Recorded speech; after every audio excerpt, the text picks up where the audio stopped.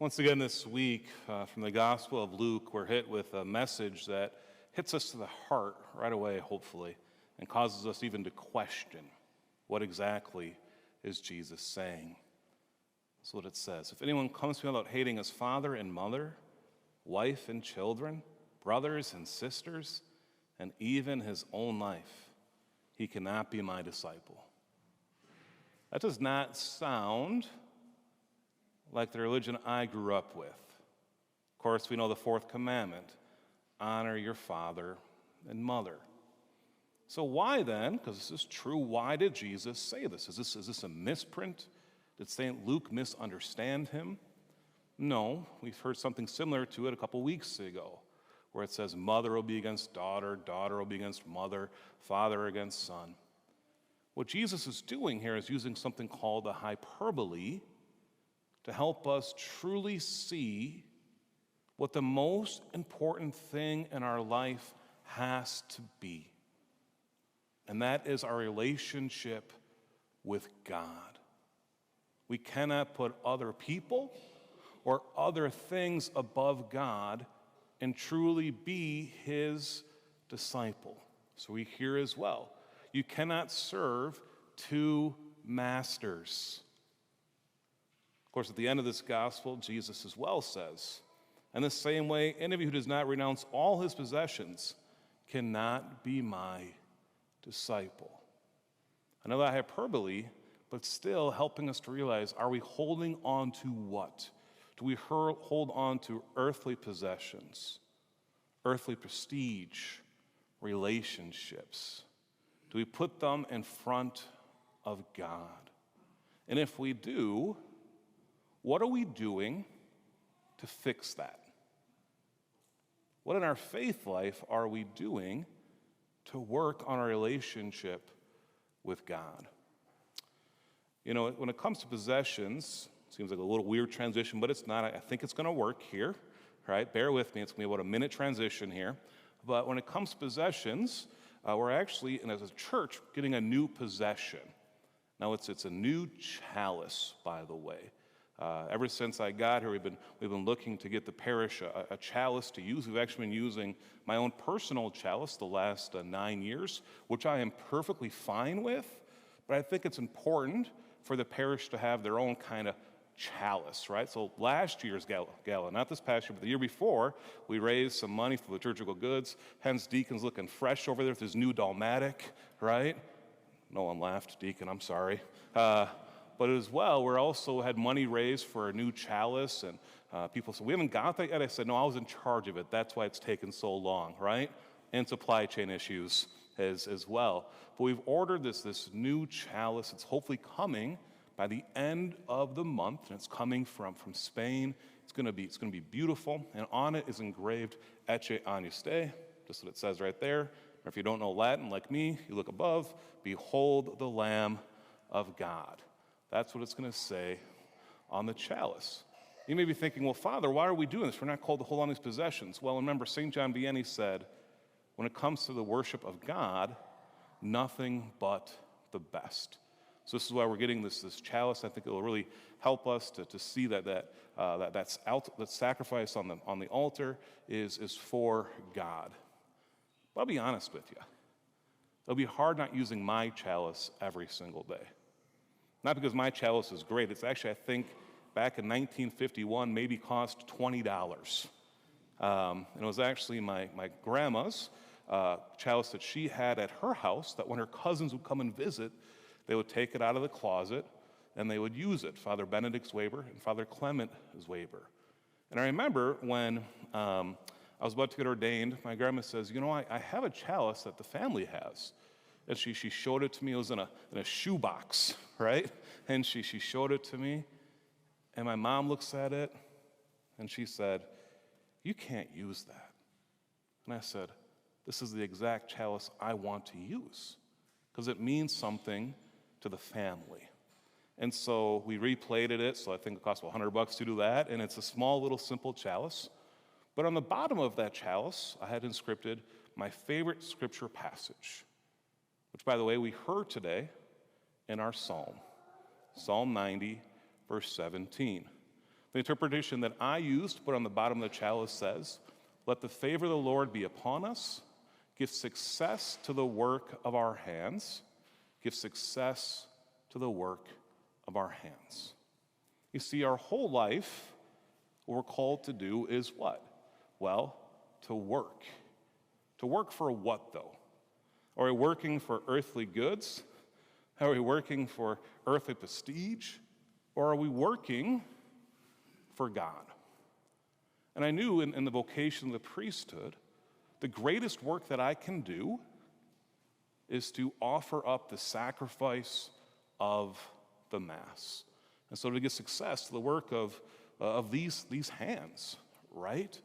And not only my hands, but as you too come to the altar, as you too lay down your sacrifice, your works as well. And I think this is something to reflect on a little bit more as we maybe move into Labor Day tomorrow as well, is how are you working on your relationship with God? Are you working on it? Is it stagnant? Or you just kind of put it to the side and come here every Sunday morning? So we're always called to work on this relationship with God. And it should be above everything else. Let's use kind of a silly example. I'm pretty good at using those examples, right? A couple years ago, I decided I really want to work on my golf game. Like I really wanted to get good one time my whole life. I wanted to be a single-digit handicap, and I wanted to break 80. And so all throughout the summer, I'd go work on my chipping. I'd go work on my iron. I even got a new putter. My putter and my clubs are from 7th grade. I said, it's time for a new putter, right? Maybe it'll improve my game. And sure enough, it was a Sunday afternoon. I went golfing with another priest. It was the 18th hole. I was 3 over. I shot 4 over on the hole, but I still broke 80. And I was so excited. And I was like, yes, I put all this work in. This is great. And I woke up the next morning, and I thought, is this it? I put all this work in to break 80, to get to a single-digit handicap, happened the same day, right? Next day I went golfing again, because why not? Shot a 95. I didn't care. I was like, I put all this work in, and it was great, and it was something accomplished, but isn't there something more? And this comes to our faith life. Are we working at our faith life or not? Are we putting in the time? Are we putting in the effort? What does Jesus say in the gospel? Whoever does not carry his own cross and come after me cannot be my disciple. It takes work. Yes, Jesus takes on most of the cross, 99.9% of it. But he's asking us to carry a cross. He's asking us to put that work in, that effort in. So what does that look like? Well, spending time with him in prayer. Not just thinking about we're going to go to pray, but actually praying. Reading the scriptures. Reading spiritual books. Listening to spiritual podcasts. Turning on relevant radio. All these things are going to deepen your relationship with Christ. If there's maybe things in our life as well that are starting to take possession over God, rooting them out, having some of that self-discipline, using something called asceticism for this to happen. That means we maybe fast from certain things throughout the week. Why? Not because they're bad in themselves, but because they can start affecting our relationship with God. And it's also being with other people, talking about God, encouraging them in their faith life. This is what it looks like to work. We all want to have a better spiritual life. I think that's a true statement. I know that I do. But in order for that to happen, I need to put the work in. And the same is true for you as well. And so this week, as we celebrate Labor Day tomorrow, maybe reflect on a little bit of, what's the work I'm doing to deepen my relationship with God? And where is God calling me to go deeper as well? It's the greatest work that we are going to do. Just real quick, by the way, I sent out an email on Thursday in our monthly newsletter. And if you didn't get the monthly newsletter, let us know, let the parish office know. It's really important you get the communications from us because there's a lot of good things going on at the parish. And I introduced a program we're going to start here at the parish on September 26th called Exodus 90. Really quick, I'm not going to go into all the details about it, but it's a 90-day program for men to grow in their spiritual life in the sense of prayer, asceticism, so self-discipline, and fraternity. If you want to go deeper in your faith life with God, we need to put the work in. And this is almost like a boot camp for our relationship with God.